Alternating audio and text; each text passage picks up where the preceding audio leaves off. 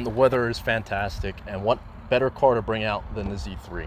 I know I've done a bunch of videos on it, but now with better technology and some better microphones, I figured I would just do it, just a quick one. Obviously, you know, if you've been watching my videos, I was in an accident. Well, I'm at 90% right now, still recovering, but that's not going to stop me from doing what I love, and it's driving cars. Again, this is my 2000 BMW Z3 with a 2.3, which marketing issues, it shares the same engine as a 2.5, 170 horsepower, and roughly 186 pounds-feet of torque. And I've had it for about a year, and I've done just some minor things to it. My goal for this car is to keep it running, and that means that I have to keep up on preventative maintenance, fix things that need to be fixed, and when I bought it, see what was wrong and go in under the hood and fix that. And that's exactly what I've done. The only thing that I've changed is the wheels, and that's only because I got a good deal with it. Came from a really nice 330i, and I think it fits the car, in my opinion. I think it does the car some justice. So these, instead of the 16s that the car came with, these are now 17s. And what else have I done? I've thrown a couple layers of wax on it, a ton of elbow grease, and you know, honestly, if you have an older car, I think that's one thing that people overlook. You can make the car look 10 times better by just putting in some time and effort into cleaning the car. You know, whether you're waxing it, whether you're detailing it, whether you're even throwing a ceramic coat on it, you know, just take care of the car that you buy it for, because honestly, you want the car to last, you know, as long as you need it for. After you're owning it, there is a couple things that I've noticed. Number one, the car is low. And the reason I say that is because I have scraped on speed bumps, and I don't drive that spirited often. Of course, everybody, you know, drives spiritedly, but you will scrape, and that's the last thing you want to hear when you're driving your soft top. Number two, valve cover gasket. S52, the S54, not so much the S50. Make sure that you change the valve cover gaskets early. Seals become an issue when you have a top. Obviously, if you buy one of these, check for tears, check for any wear on the soft top, especially holes. When I bought mine, it did have a hole on it. Since then, I've put in a new one, and there is a bunch of videos on YouTube that will literally show you step by step how to install a new soft top.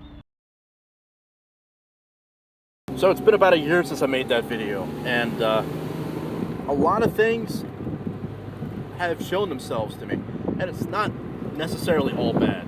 I mean, for instance, this car by far is one of the most fun cars I've ever driven.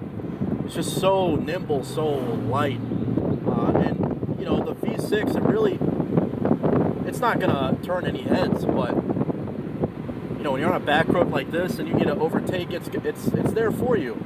It's instant. You don't have to worry about turbo lag, and you know, it's quick. It's a nice little quick car, and I've owned it and I love every second of it. You know, I have the GTI as well, and I've tuned it and done all this work to it, but it's always a Z3 that I tend to go to. It's not tuned. It doesn't even have a custom exhaust on it, but just the drivability and just the fun of driving it. The experience is everything. And you know, I'm sure many of you owners that also own a Z3 attest to the same thing. On back roads, on weekends, you know, even just driving, you know, from A to B, this car just makes it more fun.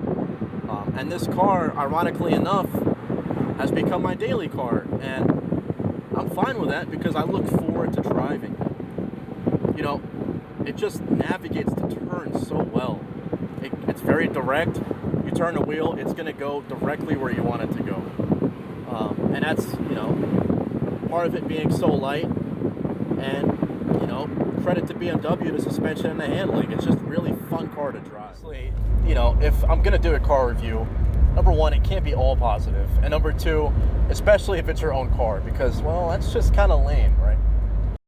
You get a car for a good deal, you have to be willing to kind of shell out some money, you know, when it's needed. Again, my goal for this car is not to make it a super fast car, to tune it, you know, to do all of that. I just want this car to last. And I'm sure all the other Z3 owners want the same thing. So just make sure that you follow up on some of that maintenance. One thing I've had, and maybe it's specific to my car, cylinder misfires. I've changed the coils, I've changed the spark plugs. Eventually I had to take it to a mechanic, and luckily it was I just had a bad coil. You know, I try to go a little cheaper on the coil packs that I bought. I put them in. So make sure that you can get the OEM model. Any car is prone to this, but the plastic buttons on the interior, the headlights, they're prone to fade, fog up, and you know, you don't want to replace those just because you're going to get charged an arm and a leg for those things. So if you can, while you can, you know, try and do what you can to try and keep the interior nice and clean. Should you get a Z3? Well, when it comes down to it, I think you really need to ask yourself a question, and that's, what am I looking for in a soft top? You know, do you want the ease of working on a Japanese engine with a car that has enough heritage to rival a Golf GTI? Get a Miata. Or do you want the set track times? You know, you want to do good on a track with a lot of horsepower out of the package. Consider an S2000. Or you want a two-seater soft top with just a hint of German engineering, then by all means, I highly recommend the Z3.